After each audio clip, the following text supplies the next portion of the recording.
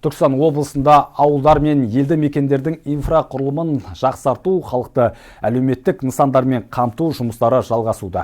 Облыс әкімі Дархан Сатыбалды Келес ауданына жұмыс сапарында бірнеше әлеуметтік нысанның құрылыс барысын қадағалады.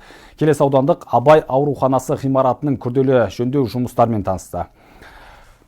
Облыс әкімі жөндеу жұмыстарының сапасына қатысты сын айтып, шұғыл түрде ретке келтіруге уақыт берді. Аталған аурухана 200 төсек орындық. Мұнда 63 дәрігер, 260 орта буын қызметкері бар. Құрылыс жұмыстары жыл соңына дейін аяқталады деп жоспарланған.